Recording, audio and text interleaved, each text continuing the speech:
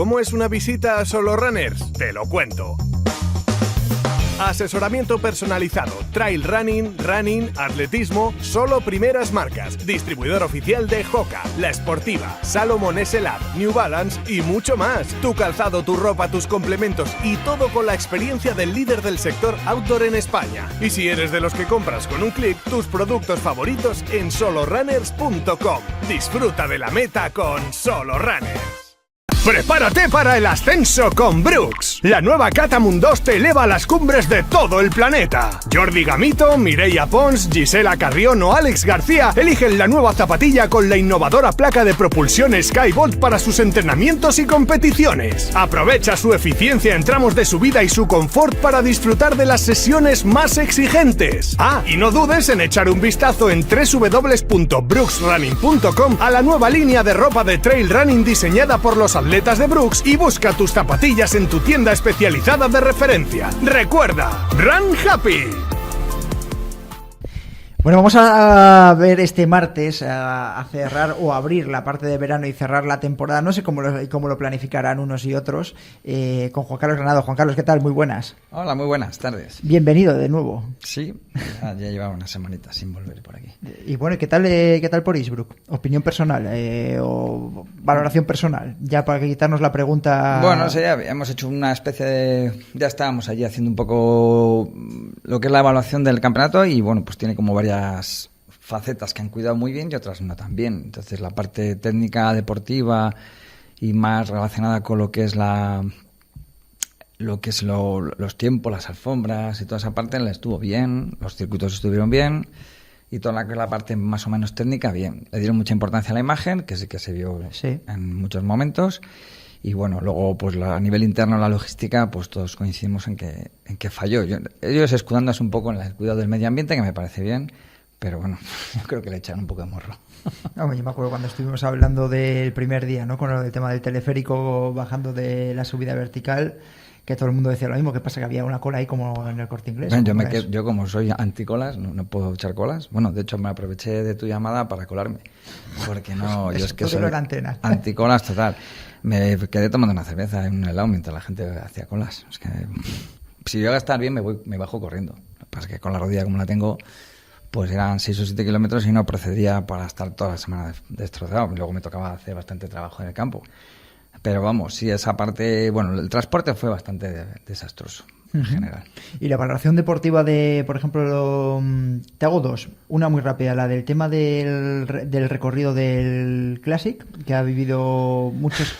Ha habido críticas y alabanzas, es decir, la parte de muchos deportistas han alabado que precisamente fuese un circuito en el que había muchísima gente. De hecho, incluso ha habido algún corredor que lo ha comparado con Cegama y decía que era un aliciente. Y la crítica que era un circuito prácticamente de asfalto. Pero bueno, los que han corrido salían bastante satisfechos, por lo menos los corredores españoles. Cada uno va a contar la película como ellos lo consideran y les gusta y les va bien a sus características. Es decir, igual Alex o Andreu en otro circuito se les hubiera dado mejor o peor, no lo sabemos. Entonces, Alex se le dio bien y le gustó el circuito. Es verdad que lo de dar 2 vueltas es de toda la vida y es cierto que dar 2 vueltas implica hacer más asfalto porque tienes que entrar y salir de meta 2 veces. A mí me sobró un poco la parte de asfalto de arriba, aunque eran zonas duras, sobre todo de la subida del asfalto, era muy dura, con lo cual no generaba demasiado problema en cuanto a que los especialistas de trail pues se defendían bien. Hubo otra parte ahí arriba que hubo un falso llano, que ahí sí yo creo que eso sobró. Y luego el resto pues tenía de todo, partes rápidas, técnicas, partes de mucha concentración, es decir, un circuito bastante completo. Pero bueno, es verdad que lo que se vio en la tele, que no se vio todo, daba una sensación de demasiado asfalto. Y los peques de la selección, muy bien. Bueno, para mí eran los que iban a solucionar la papeleta, lo tenía claro hace meses ya. Sabía que el año pasado lo habían hecho muy bien, este año 3 de ellos repetían, con lo cual tenía un año más de experiencia y aparentemente de nivel deportivo, que eso es en teoría siempre, y lo hicieron bastante bien. Tuvimos un poco la pena de Fabián, que era el que mejor temporada había hecho durante todo el resto de previo, que nunca sabremos si es que llegó con mucha presión o es que le afectó una especie de alergia que parece que está manifestando. Y las chicas, pues ya nos dieron el campanazo en la Copa de las Naciones, que ya había mucho nivel allí, pero bueno, te faltaban las de 18 y 19 años, que esas corren también. Y aún así nos sorprendieron muy gratamente, sobre todo Nadia y Inés, que vamos, a mí me sorprendieron por encima de lo esperado, que ya de por sí soy exigente. Lo de Inés es una kamikaze, o sea, corre para abajo súper bien y de hecho casi engancha a la primera. Estuvo peleando y fue una... O sea, yo creo que hizo un carrerón. Y Nadia, que le habíamos dado instrucciones de que intentara para arriba todo lo que pudiera, que para abajo luego nos adelantaba, nos dejó en feo. Que me parece que se cepilló a 8 chicas.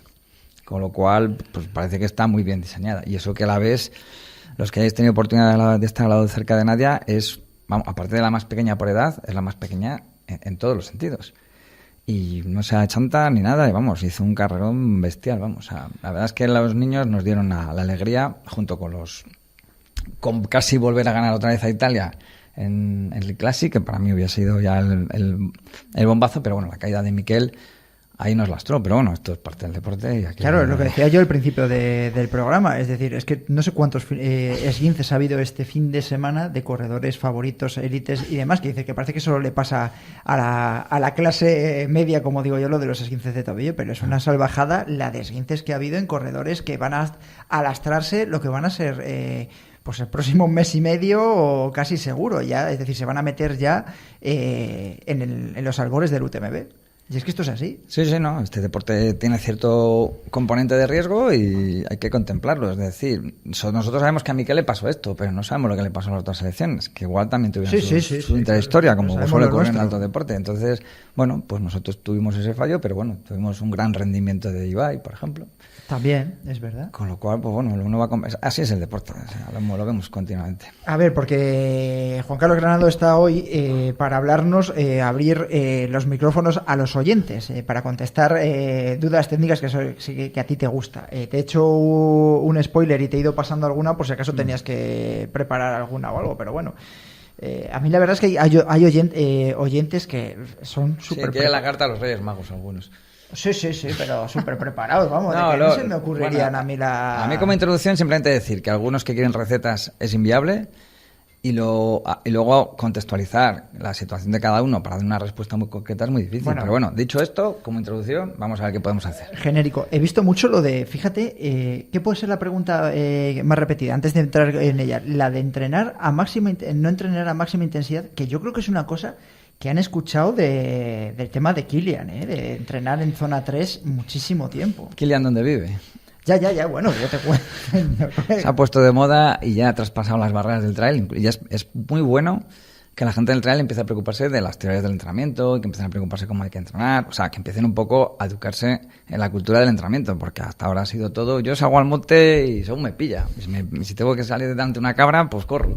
Y si ese día me pongo a ver margaritas, pues margaritas. Y ya poco a poco la gente empieza a educarse. Y a mí me preguntan cuando estoy por ahí y cómo hay que empezar a hacer intervalos y, bueno, cosas de estas que está bien, porque quiere decir que este deporte va creciendo en cuanto a conocimiento de entrenamiento y eso se redundará en un mejor rendimiento seguramente en unos meses, años. Es que Kilian Jornet entrena como un profesional, claro. Es que es licenciado en Ciencias de la Actividad Física y tiene mucha experiencia.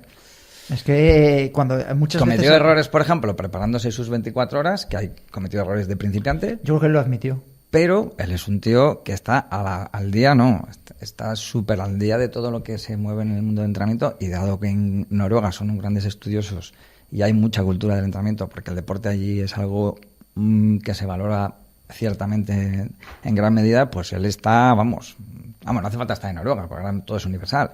Quiero decir que la conciencia que se vive en Noruega ahora del entrenamiento de resistencia de larga duración está a la puntera del mundo.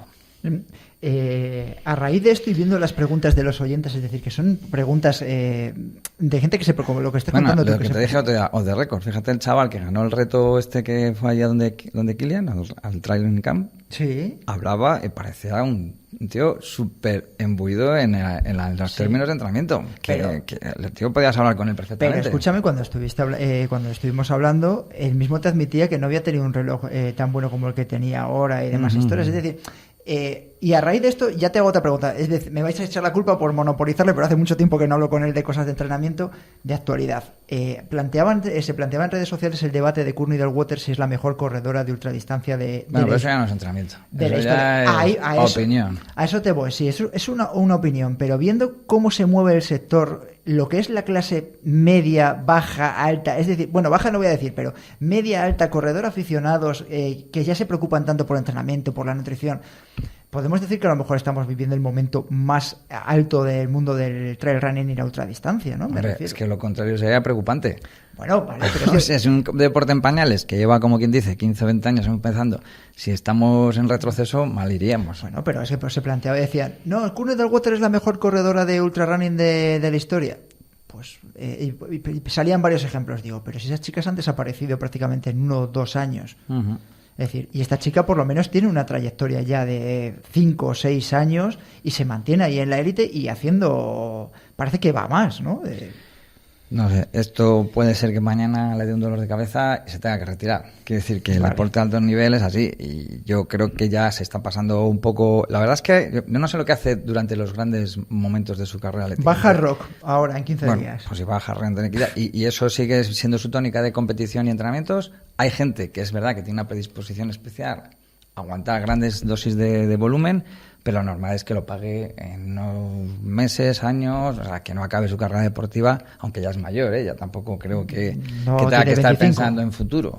Pero bueno, lo normal es que eso acabe con su carrera deportiva prematuramente, pero bueno, ya te digo que hay gente que aguanta y además tiene una gran predisposición, tipo Chuso García Bragado o gente de esta, o algún ciclista que estaba ahí, pues como Mancebo, sin entrar en polémicas, como Sevilla, sin entrar en polémicas, pero bueno, gente que aguanta muy bien esfuerzos de larga duración y su cuerpo yo creo que está muy bien preparado para esos esfuerzos. Es que a mí ya sabéis que ya me ha caído algún palo y demás, pero ganar a un tío que ha hecho segundo detrás de Kilian Jornet, sus 20 horas en UTMB, como es Mathieu Blanchard, es en el momento en el que digo, ojo, que es que no es que haya batido el récord femenino 1 hora y pico, es que ha ganado a un tío que por muy mal que esté, que no sé las circunstancias y en 100 millas pueden pasar 200.000 cosas, que a ti te lo he escuchado muchas veces, es que le ha ganado a un tío que es segundo y que la semana pasada escuchábamos a Kilian Jornet en el documental hablar de que había sido precisamente Mathieu Blanchard el que le había dado las alas para hacer esas sub-20 horas en el UTMB de Kilian Jornet. Bueno, venga, que nos liamos muchísimo y según me estabas contando ahí, tenía otra pregunta para hacerte, pero bueno. A ver, correr por senderos. ¿Ponerse al 100% en los entrenos de intensidad o mejor hacerlos al 90% y reservar para la competición? Bueno, yo creo que él mismo se ha contestado, pero es fácil entender que los esfuerzos al 100%, que casi nadie somos capaces de llegar entrenando, por mucho que tú pienses que estás dando el 100%, hay siempre una especie de seguro que tiene tu cuerpo para no dar el 100% a los entrenamientos, porque eso solo se puede conseguir en una predisposición mental, de un calentamiento previo, de unos días previos de estar muy mentalizado. Entonces ahí al cuerpo sí que le puedes exigir al 100%. Si no, tú ese día te has esforzado mucho y seguramente tú tengas la sensación de que has dado el 100%, pero no has dado el 100%. Pero bueno, dicho esto, no conviene llegar a los máximos porcentajes de intensidad, sobre todo si no luego no descansas lo suficiente, no comes lo suficientemente bien, no llevas un entrenamiento, digamos, de alto nivel, o de un atleta de alto nivel que tiene todo el tiempo y todas las, digamos, circunstancias perfectas para poder entrenar al 100%. Aún así, las tendencias actuales, y yo tampoco he sido nunca partidario de hacerlo, es que dejar las intensidades a máximas solamente para las competiciones. Escarinapi, ¿es una moda el método noruego y solo para élites? Moda es porque ahora mismo llevamos ya unos 5 o 6 años que... Bueno, esto lleva... El gran instigador de todo este rollo fue Marius Bakken, que es un corredor de fondo de mi época, que yo estaba ahí un poco en los grandes campeonatos, no yo como atleta, claro, como entrenador.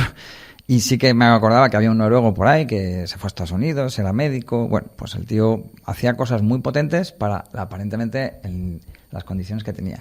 Y empezó a estudiar el método de cómo habría que entrenar. Y se empezó a inventar los special blocks y todo esto que están hablando ahora de los noruegos. Y a raíz de ello, los americanos empezaron un poco a indagar, porque él estaba mucho en Estados Unidos, y a través de los Ingebrigtsen, y bueno, una serie de gente que ha cogido un nombre, y ahora mismo se habla continuamente del método noruego. Es más, los españoles muchas veces yo creo que hacen caso omiso a las indicaciones de sus entrenadores, hablo de atletismo, Y cuando van a, por ejemplo, a Sierra Nevada, que es donde están allí casi todo el tiempo concentrados, pues ven a Ingebrigtsen, ven al otro, y casi como quien dice, empiezan a experimentar. Y sí, está de moda, por supuesto. Y la segunda parte de la pregunta, por supuesto, solo para la élite, porque nadie en sus cabales que haga su vida normal de trabajo, niños, conciliación y tal, se puede meter 30, 40 kilómetros al día con 2 bloques de series en el mismo, o sea, 2 bloques de intervalos en la misma jornada. Eso sí, no va a ser imposible. Vamos, ya te digo yo que no. Hectorista F, también uno de los oyentes habituales. ¿Cómo puede ser que en trail se haga una maratón al mes y en ruta 2 al año? Bueno, esta pregunta... Esta es para ti. Esta es para mí, sí. Vamos, saca el cuchillo. Bueno, yo sigo sin entenderlo, pero bueno, entiendo, como he dicho antes, que hay gente que tenga predisposición muy buena para poder soportar esfuerzos de larga duración, aunque algunos piensan que no son larga duración, 4 horas, pero bueno, según la teoría del entrenamiento, es larga duración. Tienes 2 formas de verlo. Una es, voy haciendo maratones y voy haciendo un nivel medio alto y me recupero más o menos bien.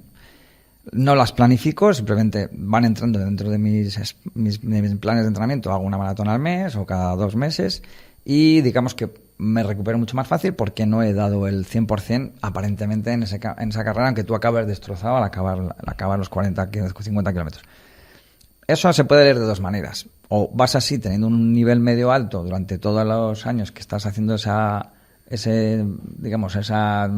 planificación de hacer 1 o 2 maratones cada 2 meses, y pensar que tu carrera deportiva puede acabar antes, no pensar en tu salud a futuro, o empezar a planificarlo bien, hacer las 2 maratones aparentemente que se deberían preparar anualmente y tener una duración mayor. Todo esto es en teoría, porque luego hay veces que uno que corre una vez al año se lesiona antes y otro que corre 6 al año no se lesiona antes, pero bueno, en condiciones normales lo que debería ocurrir es esto y lo que suele ocurrir y la tradición nos dice que es esto, teniendo en cuenta que hay casos especiales.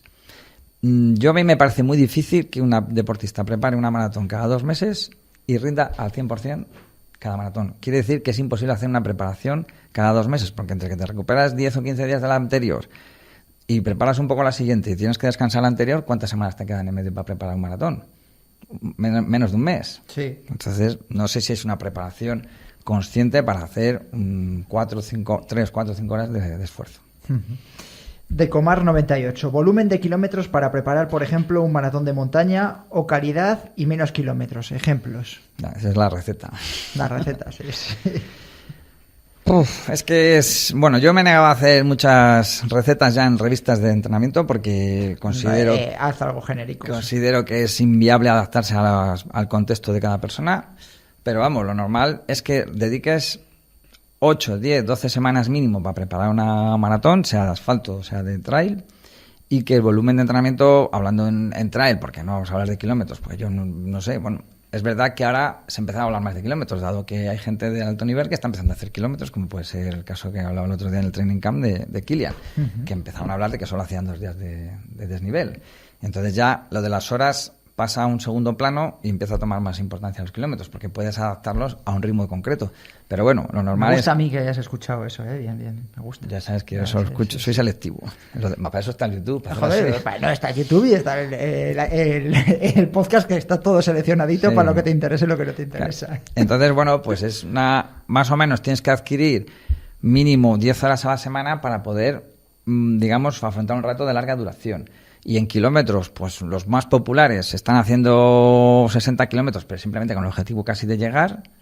Y los que ya empiezan a tener unas exigencias, por ejemplo, hablo en asfalto, para hacer de menos de 3 horas, pues que hay mínimo que entrenar casi 4 o 5 días a la semana, intentando que los descansos estén un poco bien intercalados y pues acercarse en un momento dado a los 100 kilómetros. Hablando de que los profesionales, la élite está por encima de los 250 kilómetros. Bueno, yo te estoy diciendo, yo te hablo de mi caso personal, claro. Y he estado entrenando contigo y... Por eso no te dejan hacer maratón. Ya. 2 he hecho. Bueno, y el segundo no se puede considerar que haya hecho nada. Wilder West. ¿Correr todos los días con días de rodajes cortos a ritmo suave como descanso activo, sí o no? Si vienes de una carrera larga, me imagino que lo considera como descanso activo o en verano para preparar un poco la parte... Yo descansaría un poquito de correr, porque hay más alternativas y digamos que seguir tensando un poquito todo el aparato osteomuscular, pues no me parece lo más apropiado. Es cierto que tienes que correr algún día, porque si no las adaptaciones mecánicas se pierden y luego cuesta mucho volver a empezar, incluso con más posibilidades de lesión, si paras de todo. Sí, sí. Pero si tienes 3 días a la semana de posibles esfuerzos aeróbicos, que yo también haría algo de fortalecimiento muscular, que eso ahí queda siempre en el aire, intentaría que por lo menos alguno fuera sin impacto. Nadar, bicicleta, pues andar, yo qué sé, cualquier otra cosa, que no sea correr, que también mentalmente satura un poco. Sí, sí, así es. Egongu 90. ¿Cuántas sesiones de intensidad, cuestas, series, etcétera, se deben hacer para el kilómetro vertical? Ahí da igual que sea vertical, que una distancia más corta. Lo normal es hacer una persona que no está dedicada al 100% en esto, como mucho 2 días a la semana. Y con uno incluso podría ser suficiente. 2 días a la semana y bien espaciados. Si ya entras en el siguiente nivel, que es empezar a tomarte esto un poco como un hobby con mucha intensidad y que te lo tomas muy en serio, empiezas a soñar con ello por las noches y quieres hacerlo bien en la siguiente carrera y ganar al rival de turno que te tiene tomada la medida, pues podrías llegar a veces a 3, pero todo eso ya teniendo en cuenta si eres capaz de asimilarlo, haciendo la primera sesión, la tercera sesión de una forma muy introductoria para ver si lo asimilas o no lo asimilas y ver un poco si eso tiene rendimiento. Si empiezas a hacer esa tercera sesión de intensidad y estás todo el día cansado, te empieza a doler cosas, ves que no tiene rendimiento a corto plazo, pues esa tercera sesión sobra. Que normalmente yo con 2, incluso la élite está empezando a hacer 2 días de intensidad bien hechos y les está funcionando, no como antes que hacíamos siempre 3 días mínimo. Uh-huh.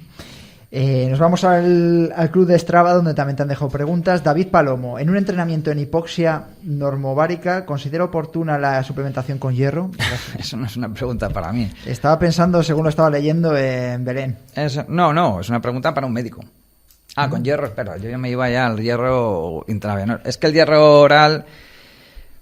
para que se asimile tiene que darse unas circunstancias tan especiales que bueno, pues tienes que hacer un protocolo tan exigente y tan estricto y luego que lo asimiles, que no todo el mundo asimila el hierro. Claro, con lo cual, C, etcétera, exactamente, claro, sí. vitamina C, vitamina B, el tiempo de espera entre uno y otro, sí. O sea, es un poco engorroso. En los que se lo toman muy en serio lo tienen que hacer así, levantarse un poco antes, tomarse la pastilla de hierro, luego ya, bueno, si pueden meterlo con la vitamina B y C mejor, para que absorban mucho mejor y entre más directo en el metabolismo del hierro, pero es así aún así no te aseguras mucho que llegue. Desde luego que si estás bajo en la serie roja, no hablo de hierro, en serie roja no deberías subir, no deberías hacer hipoxia, no deberías hacer altura, porque puedes correr el riesgo de que entres en fatiga porque no eres capaz de soportar el estrés oxidativo que te genera estar en altura. Entonces, si tú haces una analítica previa y tu serie roja está bien, te puedes permitir el lujo de subir arriba o de hacer una hipoxia intermitente, una hipoxia normovárica, hipovárica, de la que tengas a tu alcance. Si tus niveles son bajos, antes de nada deberías hablar con un médico deportivo para por lo menos llegar a unos valores mínimos de salud y que puedas permitirte el lujo de entrenar en condiciones normales ahí arriba y asimilarlo, porque si no vas a ir allí a arrastrarte y vas a bajar peor, porque arriba hay que subir sano y hasta un poco, no te digo gordo, pero con unos gramitos más de la cuenta, porque luego allí el estrés es muy alto para el cuerpo y normalmente si vas justito ya lo pagas. Uh-huh. Muy interesante esta. Jesús Amores, otro de los oyentes habituales. 4 preguntas te hace. ¿Recomendarías al corredor popular el entrenamiento polarizado o no? Venga, contestamos esa la primera. Sí, bueno, hablo un poco... no es lo mismo que el entrenamiento tipo noruego, pero bueno, tiene ciertas similitudes y es verdad que necesita unos años de experiencia previa. Más que es tener un nivel o no, que también... Es más tener una experiencia previa, haber hecho una base de entrenamiento aeróbico para que luego tú cuando trabajes en alta intensidad te permitas el lujo de poder sacar rendimiento de esa base.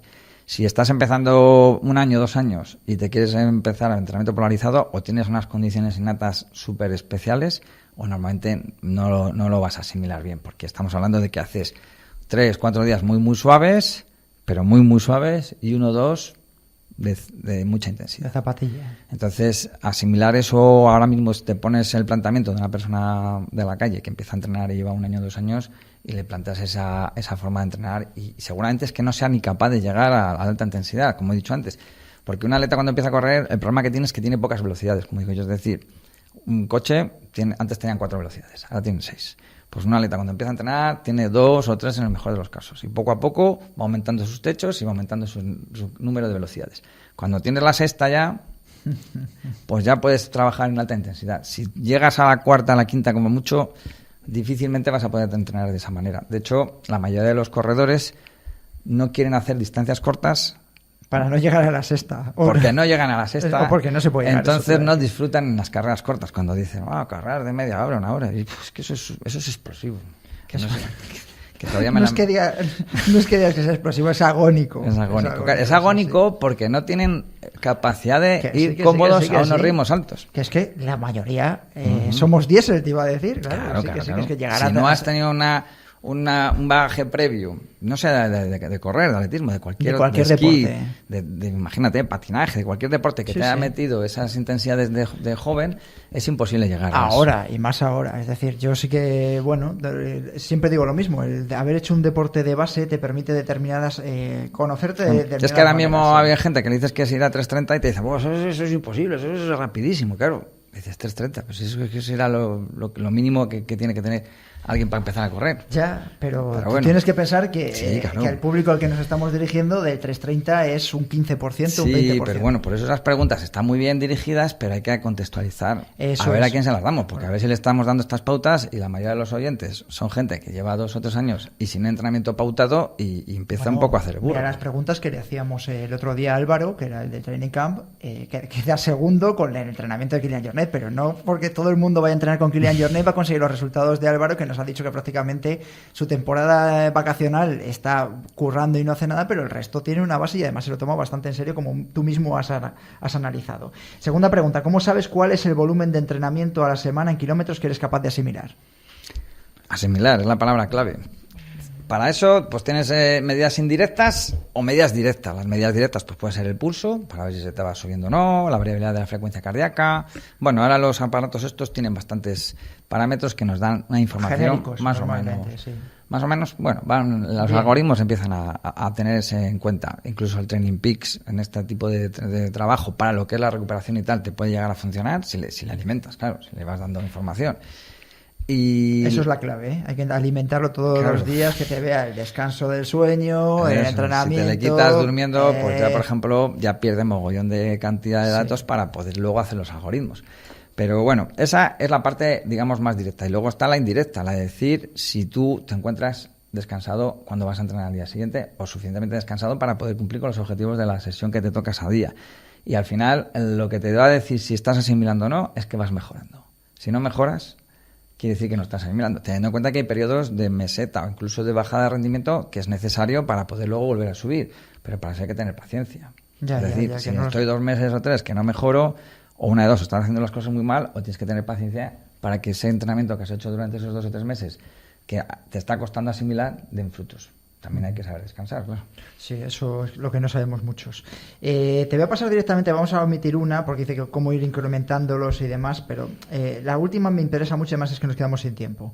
¿Qué porcentaje o cuánto porcentaje recomendarías entrenar en zona de armonía y de anaerobio total en la semana? Ejemplo para objetivos de competiciones entre 42 y 65 kilómetros. Es que no he entendido muy bien la pregunta, por eso te la paso. Sí. Yo imagino que será que cuánto entrenar de forma aeróbica. Aerobia y anaerobia. Sí, entiendo yo. Total de la semana.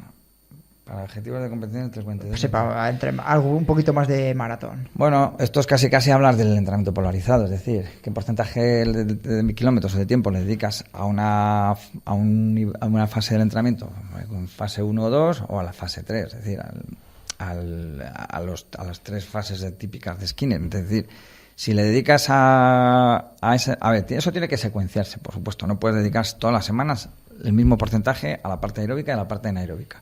Teniendo en cuenta anaeróbico, vamos a dejarlo...